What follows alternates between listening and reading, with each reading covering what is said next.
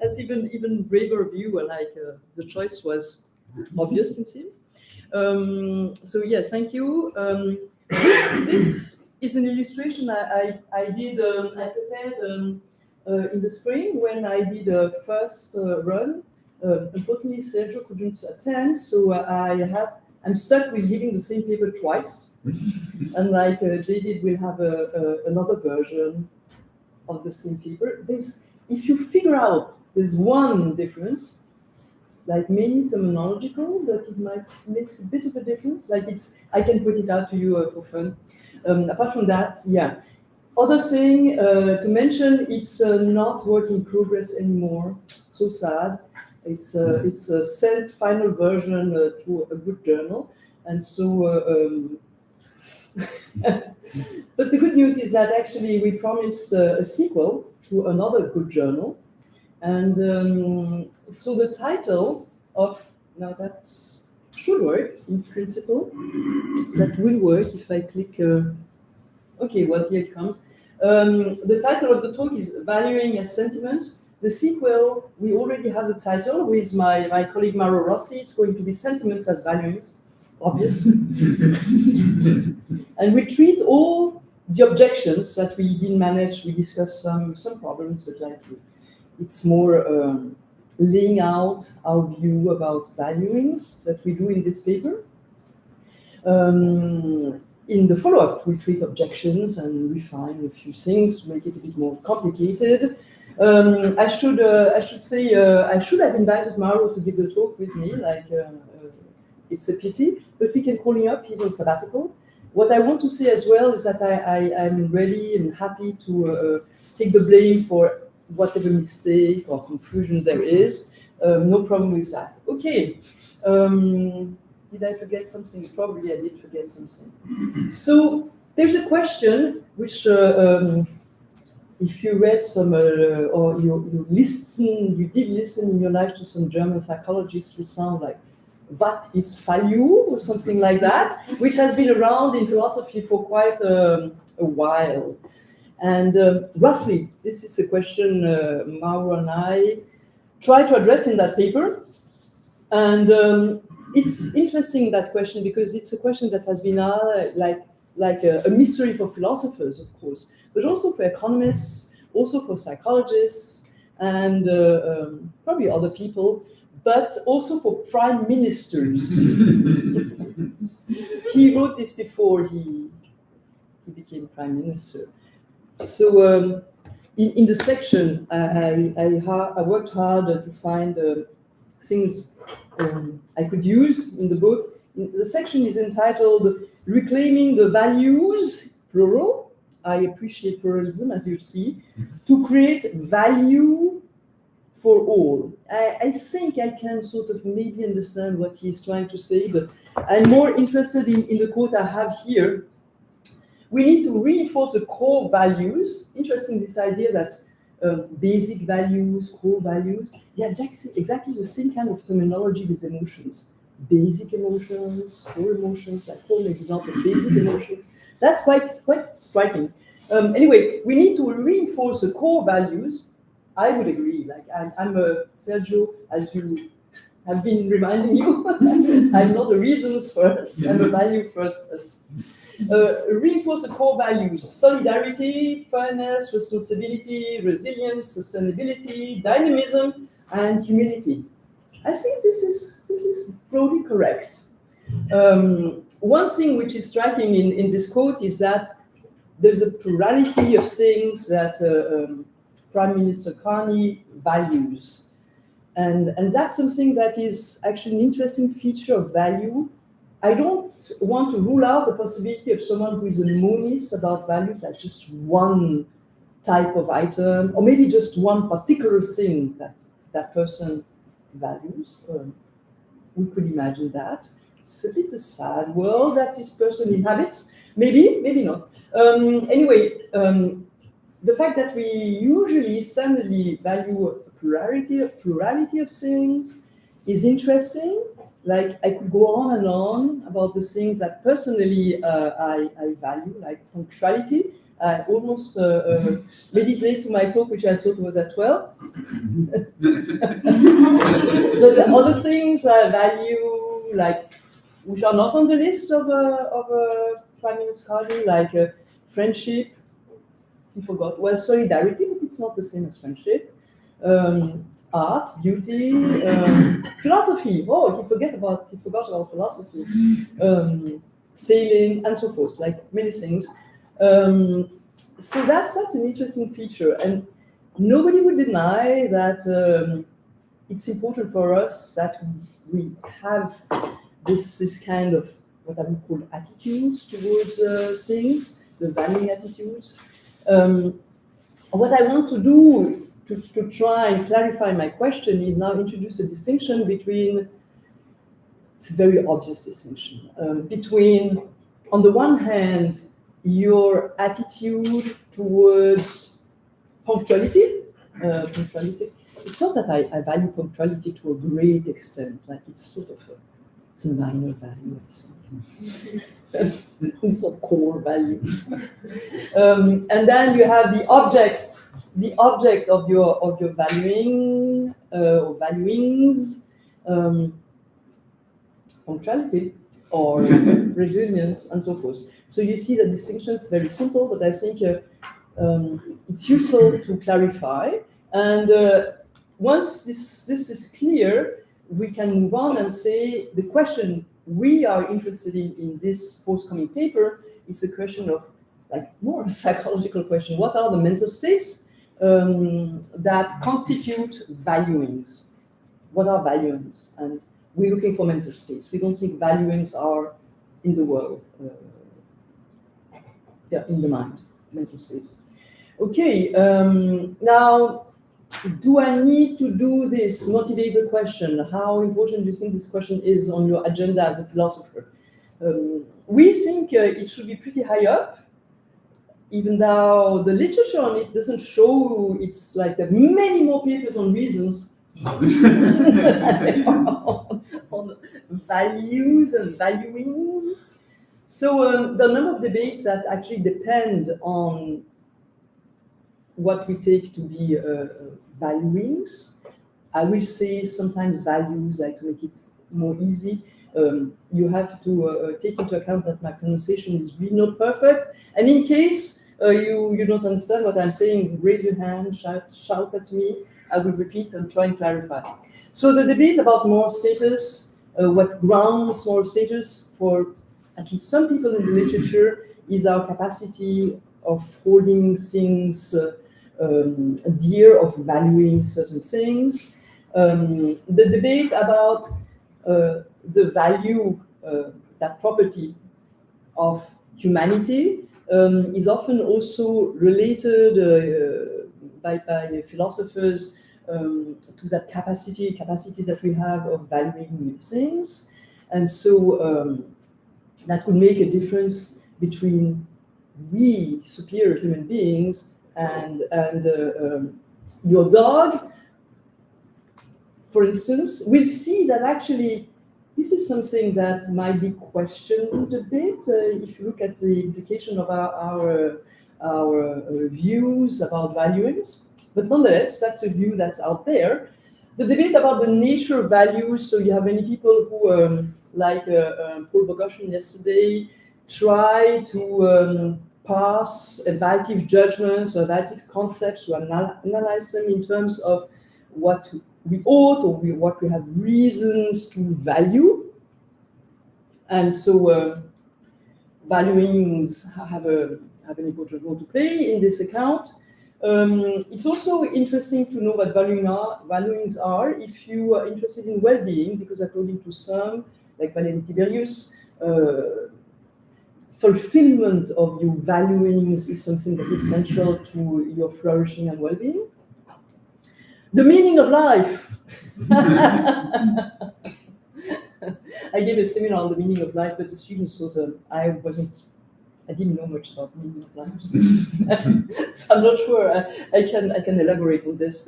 But according to some, living according to your values is something that is really important for having meaning in our in your life, or having a life that is of meaning. Don't go into these details. The debate about autonomy, living according to your own values instead of being pushed by other people to do things that are not in line with your values, seems to be a debate that hangs upon this notion of valuings. So it seems important to know what we might mean by valuings. Okay, the plan is the following. I'll start with a list of features that are sort of standardly attributed to valuings. These are the features that any theory should either try to take into account and adopt, like maybe even explain, or the theory should explain why these features aren't so prominent and should be left to the side. So that's the first section. Then we look into competing accounts fairly sort of systematically and a bit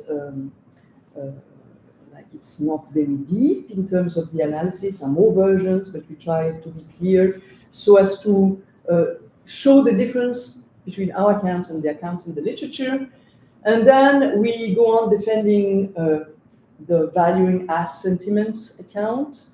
And that requires a bit of information about what we take sentiments to be, which is very much in line with what people in what's called affective science or philosophy of emotion as well say about sentiments. Again, I'm not saying that sentiments, the term sentiment or sentiments that we use ordinarily matches the use, the technical use in the literature. But that's okay. We can discuss if it's a problem for you.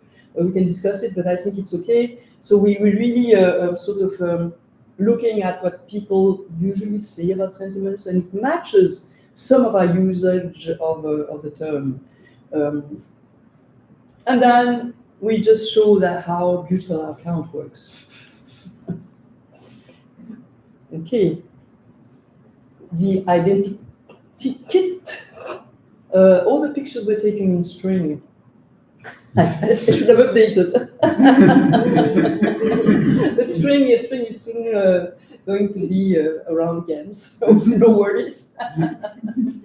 So first, maybe a somewhat trivial point is that valuings can be either positive or negative. Like think of the attitude you have towards happiness and the attitude you have towards bullshit, say, or I want more. You got it, Sergio. Perfect understanding of my point. Another, actually, somewhat trivial point, but it's worth pointing out, I think, is that valuings admit of degrees. So you can love bullshit more or less, or you could love happiness more or less. Love and happiness, I'm not quite sure what that would be. You could love your significant other more or less. That's a better example. Or you could sort of value punctuality less than you value beauty, for instance. Values have intentional objects, and the interesting fact about the intentional object of valuings is that there are different kinds. Like you can value or disvalue bullshit. That's I'm not quite sure ontologically. I don't have a ready ontology for bullshit. I'm sorry. Let's start again. You can value ideals. You can value abstract objects. Like ideals, like autonomy, let's say, might be an ideal.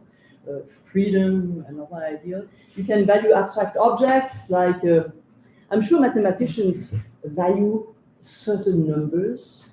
They have a secret love for uneven numbers or something like that, pi or something.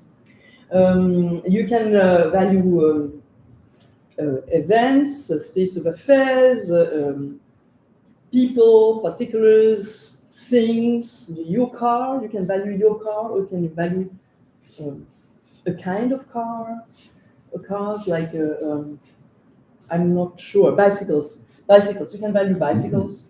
So that's an interesting fact.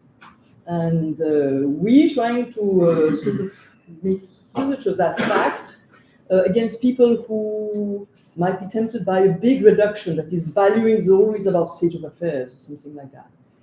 We think that would be wrong. Valuings are stable mental states. That is, if you value punctuality, it's not something that's true of you for 2 seconds. Like that would be really strange. Valuing is sort of something that when you have this attitude, it's going to be with you at least for a certain time. This doesn't mean that we do not change. I think that's an important fact about human beings. Our values do change, and even in certain cases, the changes are kind of very rapid. You can think of a religious conversion. Someone, I don't know, opens a book and is a completely different person in terms of the valuings. That can happen, but it's not the standard case. The standard case is something that sort of is more permanent, stable.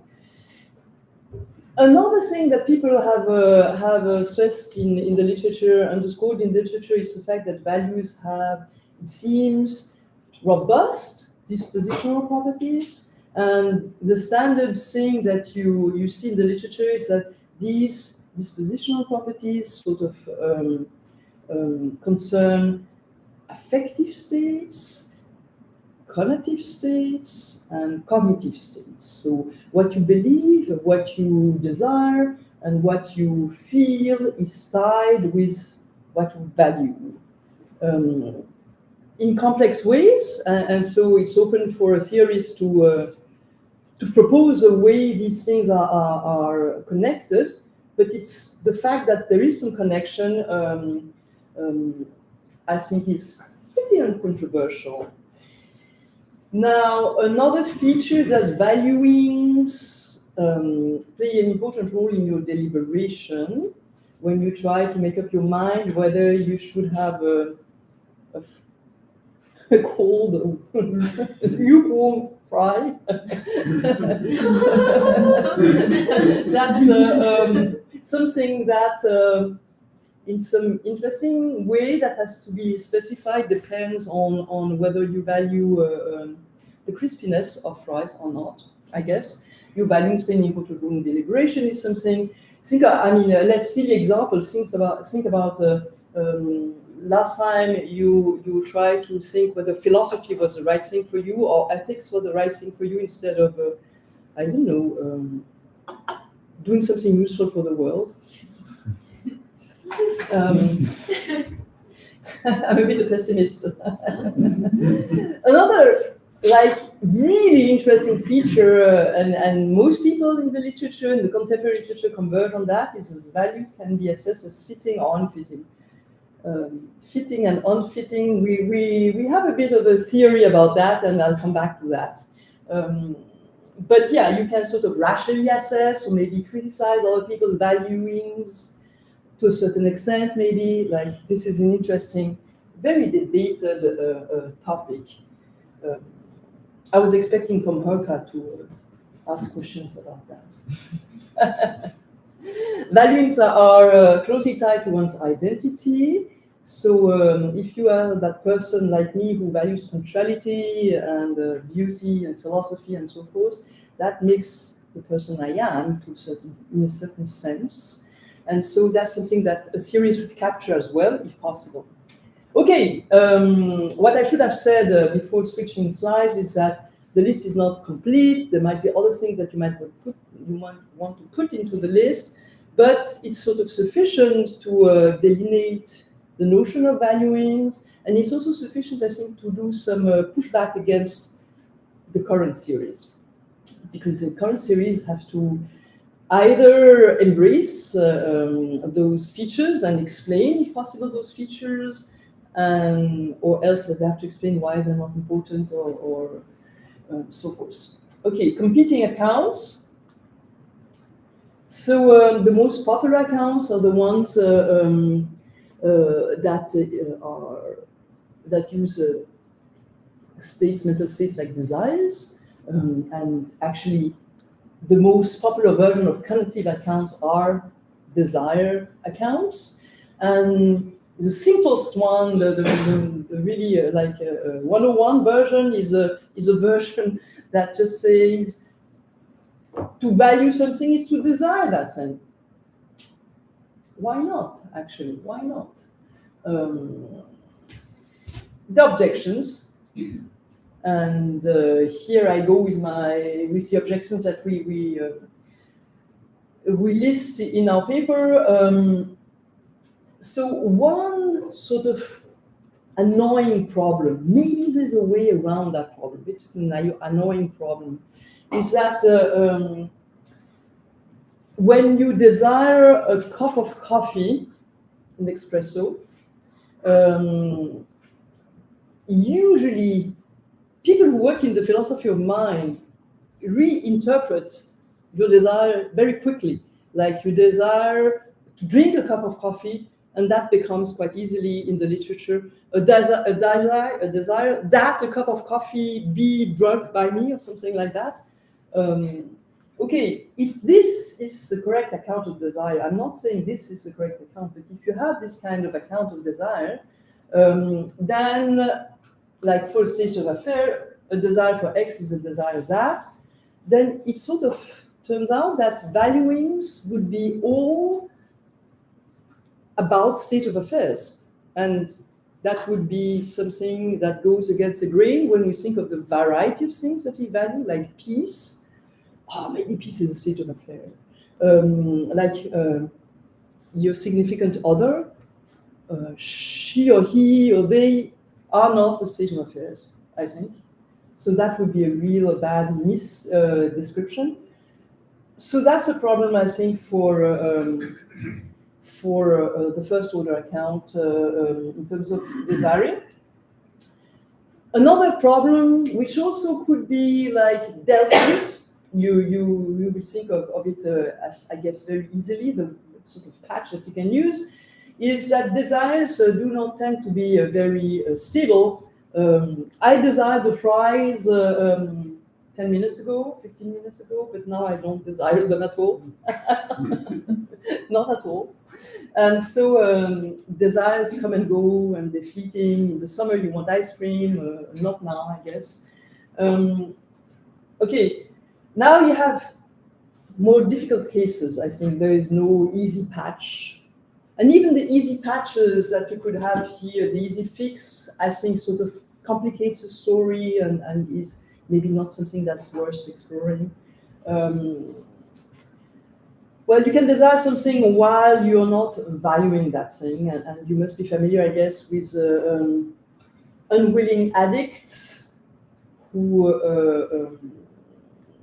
have a strong desire for whatever they're addicted to, fries maybe, and they really they don't value that thing. At least that's the story how it's usually told. So that's a problem. Now you could also have valuing without desiring. So if you're, and I'm not talking maybe about the deepest case of depression where actually maybe none of this is true, but where you're mildly depressed, you could value, I don't know, soccer or a cup of tea, but you're just not desiring you value your friends, but you have no desire to go out and see your friends. So that is a problem. Okay, the standard move is to go second order. You know that. I guess you're familiar with this move. I can speed up. So to value X is to desire X. Well, the objection is actually the list of objections is pretty similar to the one on the previous slide, because sort of the first problem will just stay the same. Like to desire X will amount, according to the standard theory in any case, to desire that P, and that's a problem. Second order desires have no tendency to be more stable in terms of psychology. Like you could ask this as a further requirement on second order desire, but as such, they could be fleeting. Like I had the desire to desire eating fries 2 seconds ago, promise. But now I don't have it anymore. So you could also have harder cases like desiring to desire without valuing, and imagine a situation of someone because his parents really wants him to become a lawyer, which is a good profession, like a useful profession, but he wants to go into philosophy. So he managed to desire because of the pressure of his parents to go and study law, but he doesn't value. He deeply despises that profession. Now you could have valuing without desire to desire, and that's a depression case again. Like you could just spell out the theory in terms of someone who values having a cup of tea with their friends, but not only is it the case that he doesn't have a first order desire, but he doesn't manage to have a second order desire for that first order desire. So things are not good for that person. Okay, so let us turn to doxastic accounts in terms of doxastic states. Sorry, that was too much. I need to have a sip of my tea. The standard accounts are in terms of beliefs and evaluative beliefs.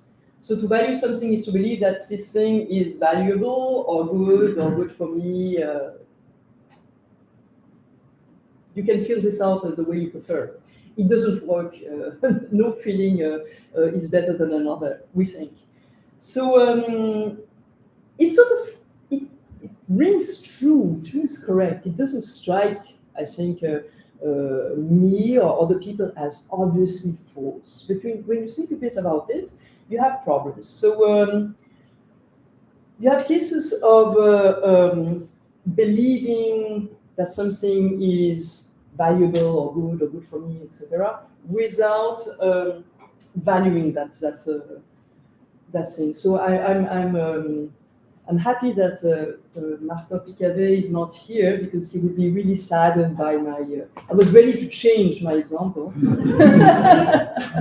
Someone who really believes that medieval poetry is great, like it's valuable, but he tried. That person tried, but he just doesn't value it. It's like it leaves him cold when he opens the best collection of medieval poetry. I can give other examples if you're into medieval poetry and that example doesn't work. Opera, maybe, Wagner. Cases of valuing without believing to be valuable. So in the paper, if I remember correctly, Mauro spelled out an example in terms of soccer. And his team in Italy, his sort of the team for which he roots. I will spell out an example in terms of the Montreal Le Canadien, the Habs as we call them, and you should not try in your mind to replace it with the local Toronto team. What's the name again?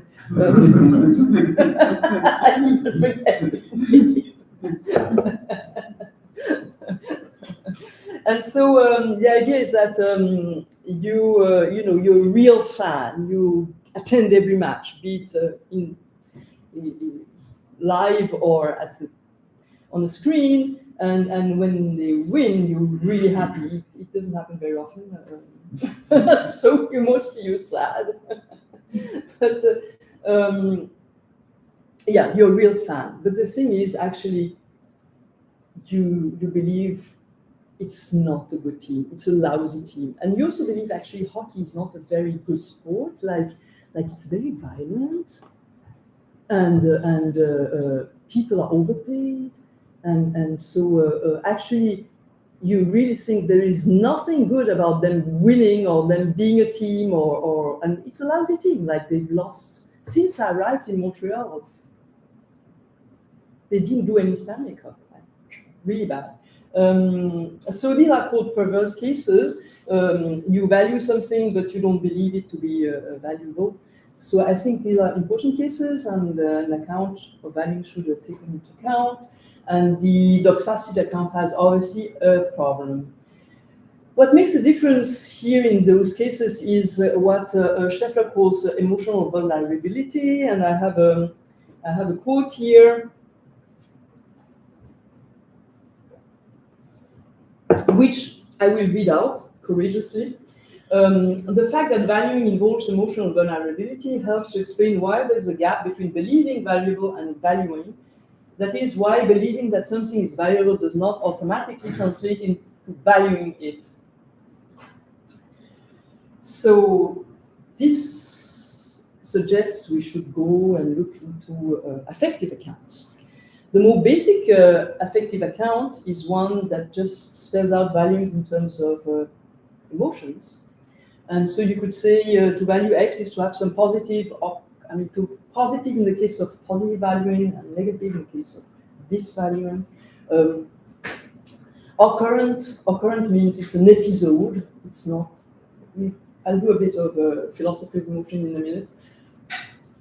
Occurrent or episode of emotion towards that thing. Like, should I give an example? I think I can. You don't need an example, do you?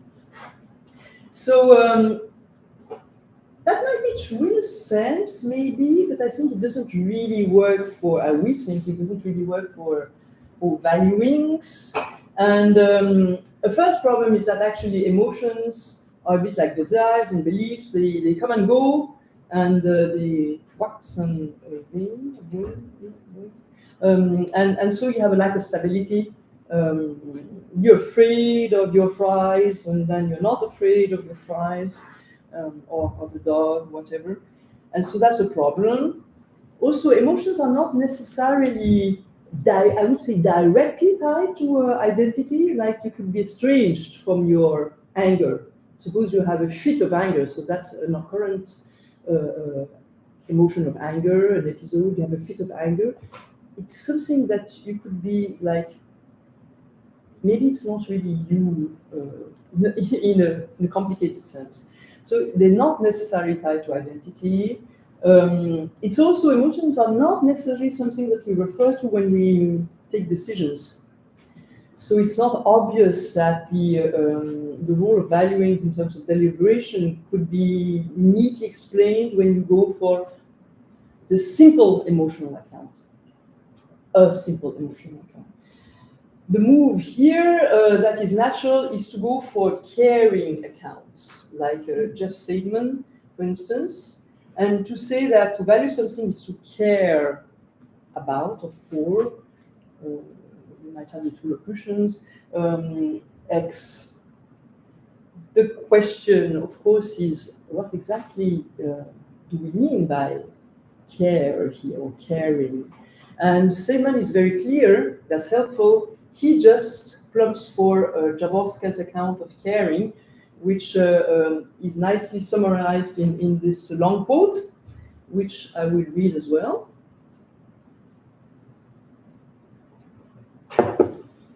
A structured compound of various less complex emotions, that's what caring is. She defines it as a structured compound of various less complex emotions, emotional predispositions, and also desires unfolding reliably over time in response to relevant circumstances. Typical components of caring include joy and satisfaction when the object of one's care is flourishing and frustration over its misfortunes, pride at the successes of the object of care and disappointment over its failures, the desire to help ensure those successes and to help avoid the failure, so you have something connotative here. Fear when the object of care is in danger, and relief when it escapes unharmed, grief at the loss of the object, and the subsequent nostalgia. Sorry. Okay. So try and keep in mind the different features that she mentions in this quote, because it's going to be important for the rest of the argument that what we criticize is an account of valuings in terms of precisely that construct, that thing, like caring defined as Jaworska does. We don't think this is the account is, it's a perfect account for caring for people, I think. Our point is more, it doesn't work if you think about other kinds of things. Like if you think about soccer, it doesn't, you couldn't say soccer is, when you value soccer, it's because you care for soccer, with keeping in mind this account. You would have to change the content of your description of what it is to care for soccer. So, as you see, our suggestion actually sort of is more a friendly amendment of Seidman's account and Jaworska's account of caring than sort of a rejection of that account. I'll try and be as clear as possible. That's a tricky part of the paper.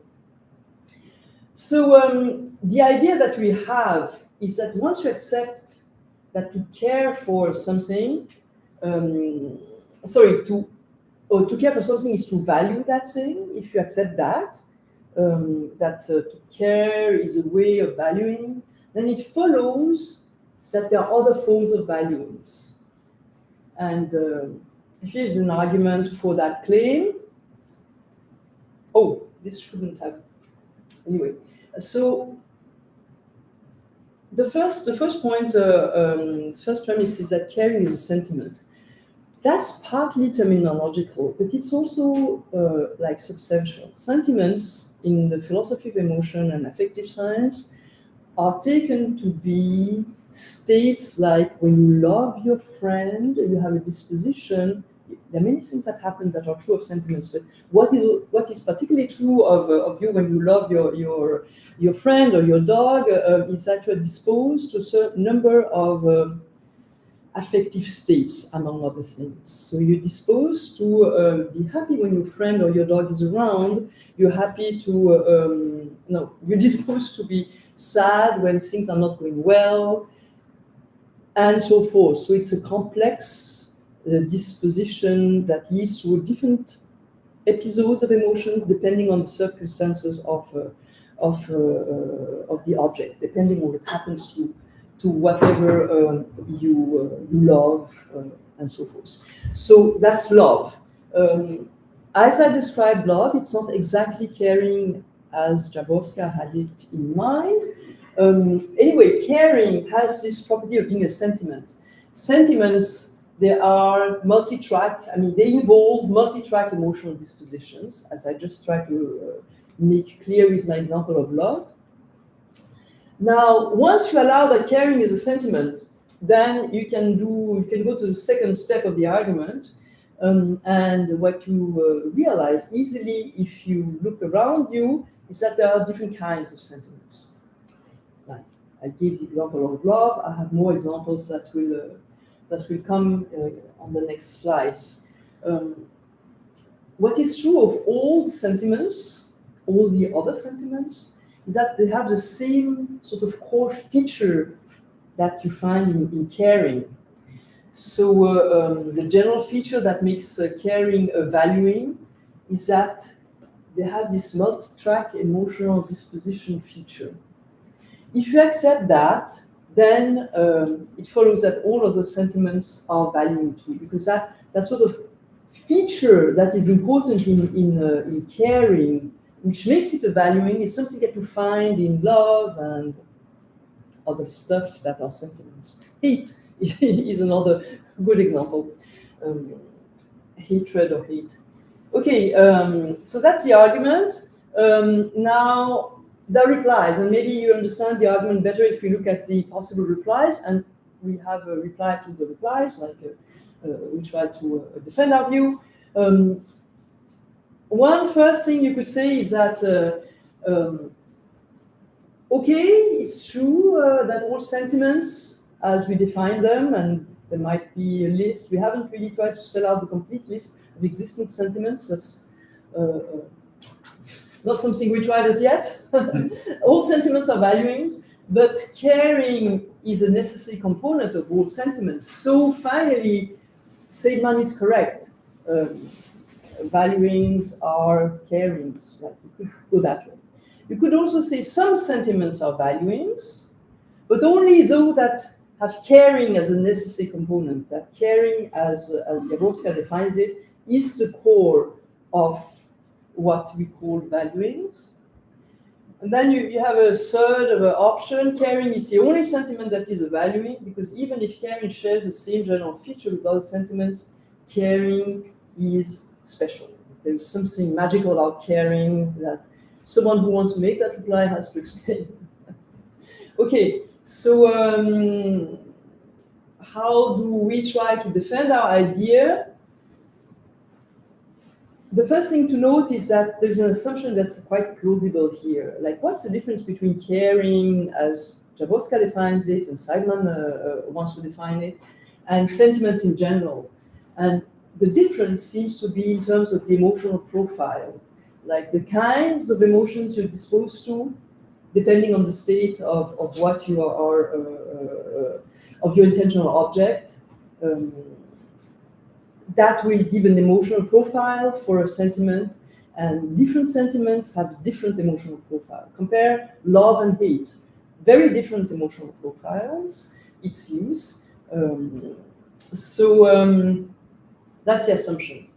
Then if you have this, you can go that way.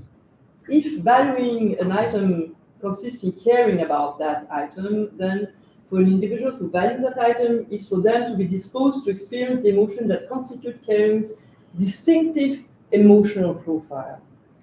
Remember the emotional profile that Jaworska spelled out in the quote. Now, it's impossible for an individual to value something without being disposed to undergo at least some of the emotions that constitute caring's distinctive emotional profile, as spelled out. Therefore, valuing an item X does not consist in caring in that precise sense about X or for X. You might be bored by now, but I have fun examples. So usually when we work together, Mauro and I'm doing the examples and he does the formal stuff. So valuing a work of art need not involve experiencing joy at its flourishing or disappointment at its failure. What would that mean anyway, a work of art? I mean, I can imagine, now if you ask me, I can imagine a work of art that's flourishing and has failures. It would be a new type. I don't think they have it at the AGO as yet. It would be interesting. So it doesn't really work well. Valuing world peace need not involve pride or shame in relation to that object.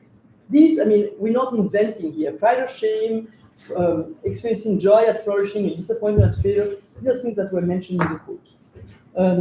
You might think it's a bit we lack generosity, like because we're really sticking to that exact, but actually this results in sort of that's should be in a theory that should be welcome for Seidman.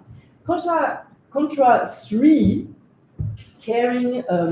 It follows from that caring is not the only sentiment that consists in valuing, and if you accept that, you can get rid of the two other replies.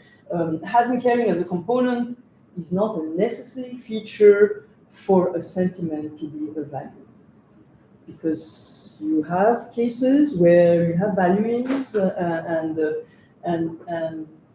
you don't have that special emotional profile that caring, according to this account, Seidman's account, is supposed to have. Okay, how am I doing in terms of time?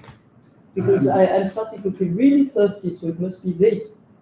Yeah, you have 5 more minutes. Okay, and we do super fast. Sorry, could you just go really quickly back to the premise and conclusion stuff? So I couldn't read it. So Okay, yeah. I know it's a bit technical, but the examples should make it clear, I think.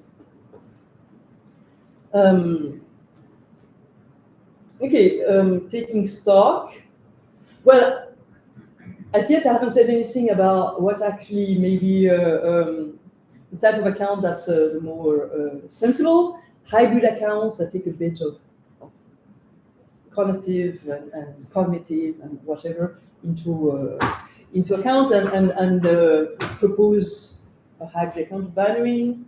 But of course, our arguments allow us to push back against those hybrid accounts as well, because we think that we've shown that beliefs and desire are not necessary for valuing. So since these are the features that are most common in hybrid accounts, for instance, Scheffler's account, that's a problem for at least the main hybrid accounts. There's more to be discussed here, but let's move on. What we've seen is that it seems quite plausible now that valuings are sentiments. And I will now say a bit more about sentiments. What are sentiments? I already gave a bit of an introduction to sentiments. Here's a longer list of examples. So love, hatred, respect. Like there's a bit of a discussion. Respect is an emotion or something else. The good news, or maybe the news, is that it could be both an emotion and a sentiment. Actually, many of those items could be both emotions and sentiments. You'll understand this terminological point that matters better in the next slide. So these are standard examples of sentiments that sometimes are actually examples of emotions. Contempt, care, like, dislike, esteem, trust, and so forth. So we already see that a standard claim in the literature, which makes sense actually, is when you look at those objects, items, mental states, whatever, sentiments involve multi-track emotional disposition. Love, when you love someone, in that sense of the word, it's not that you have an episode of warm feelings toward that person. You could have it, but it's more something more durable, something that involves being happy when that person is around, sad when he goes away, and so forth. Multi-track emotional disposition, and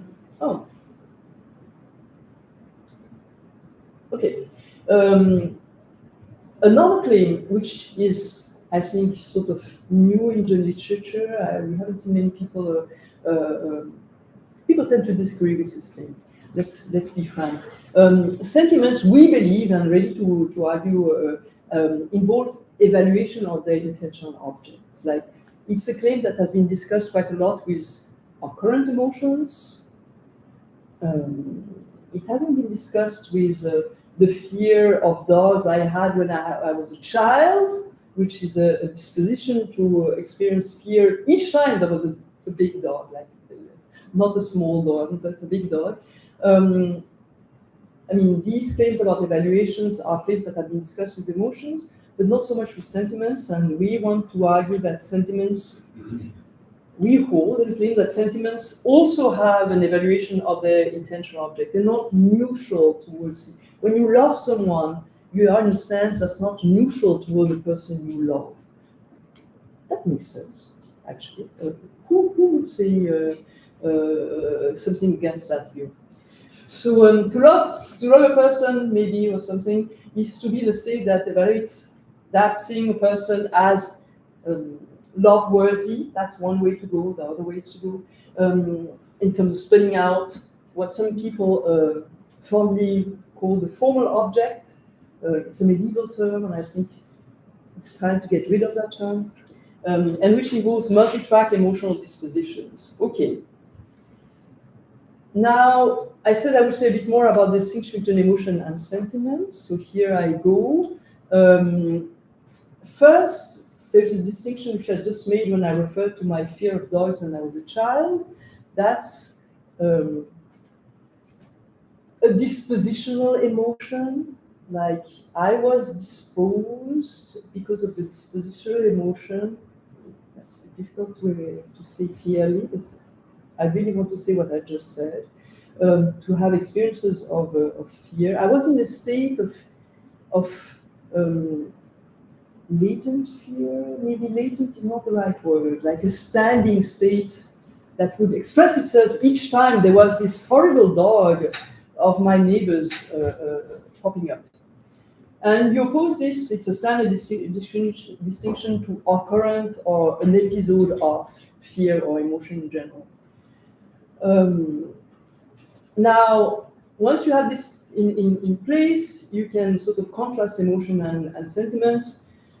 By contrast to sentiments, occurrent emotions are felt evaluation. Like, standardly, I'm not actually I'm not inclined to say that it is a necessary feature of occurrent emotion or episodes, but standardly occurrent emotions episodes are felt, they come with phenomenology. And that makes a difference with sentiments.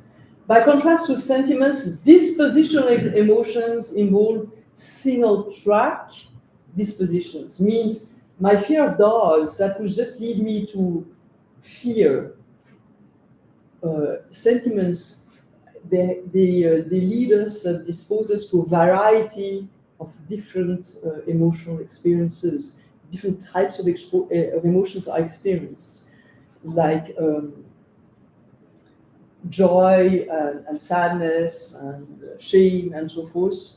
For you remember the case of caring, as Jaworska describes it. So what we want to say in the end is that sentiments are standing states that have two features, two main features. They evaluate the object as possessing evaluative properties, like love-worthiness or hate-worthiness or something like that. And they involve multi-track emotional dispositions. I hope this is clear. Now, I have a slide over which I will do a big jump. For those who are interested, ask me. The different things you might want to say about what evaluations are. We have an account, so we don't go for that. I could have added reactive attitudes, sort of another third type of account about what evaluations are. We go for the representational account. So my dear friends in Geneva get a red cross. And so that's sort of the same claim I made on the slide before, the one with the red cross, but with the notion of representation. Never mind.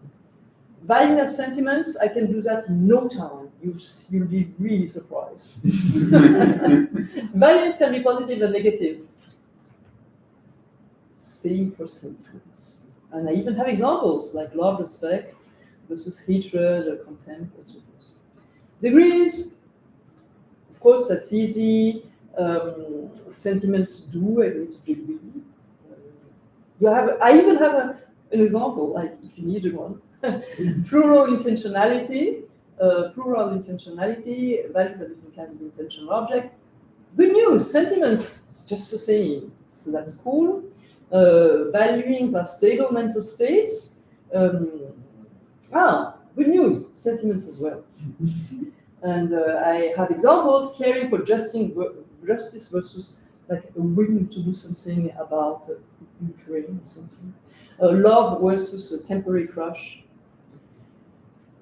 Valuings have a robust dispositional property. Good news, sentiments as well.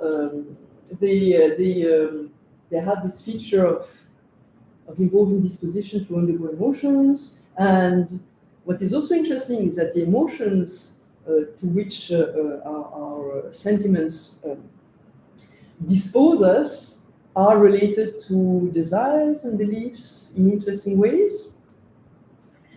Deliberative importance, that works well also. Sentiments play an important role in deliberations.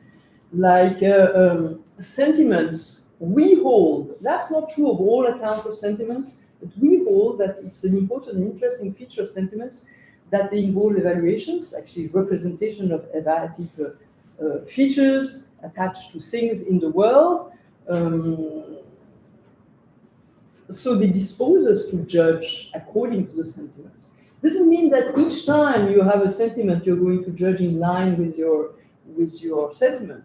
There can be cases of recalcitrance, if you're familiar with the literature on emotions. But suddenly, we're not in a recalcitrant state. So, and the other thing that the emotions are also evaluations. So there are lots of evaluations, and that's something that will feed into your deliberation quite naturally. Accessibility, that's super easy on our account of fittingness, because we have this. I think Tom would agree. I hope he would. We should call him up. We have this view of fittingness as being a relation that depends, something that the state gets when there is a matching of the state to the world. Like, you couldn't have a more boring story, but it works really well, that story, so we're happy with it. People have objected to it a bit, but we have footnotes about objections. Now, relevance to identity.